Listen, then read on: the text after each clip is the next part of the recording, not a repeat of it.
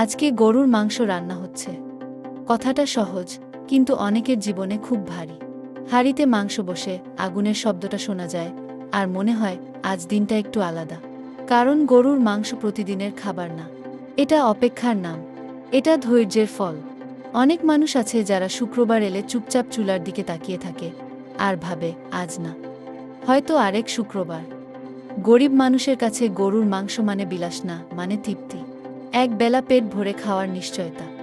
আজ যখন ঝোল ফুটে তখন শুধু মশলা না, কিছু ক্লান্তিও গলে যায়। সারাটা সপ্তাহের পরিশ্রম একটু আরাম পায়। আমরা অনেক সময় বুঝি না এক প্লেট ভাতের সাথে একটু মাংস কাউকে কতটা শক্তি দেয়। শুক্রবার মানে অনেকের কাছে একটু বেশি ভাত নেওয়ার সাহস, একটু হাসার কারণ।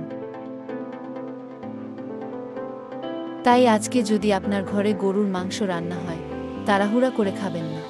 এই মুহূর্তটা মনে রাখবেন, কারণ কারো জীবনে আজকের এই হাঁড়ির গন্ধটাই এক সপ্তাহের সবচেয়ে সুন্দর মুহূর্ত।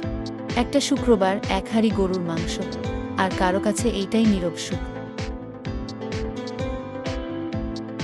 এই কথা বলতে বলতেই রান্নাটাও শেষ হয়ে গেল।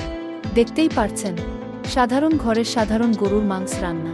ঝোল ঠিক আছে, মাংস নরম, খাওয়ার মতোই হয়েছে। ভালো লাগলে ভিডিওটা লাইক দেবেন, নিজের মতামত কমেন্টে জানাবেন, আর এমন সাধারণ রান্নাবান্নার ভিডিও পেতে শেয়ার করতে ভুলবেন না। দেখার জন্য ধন্যবাদ।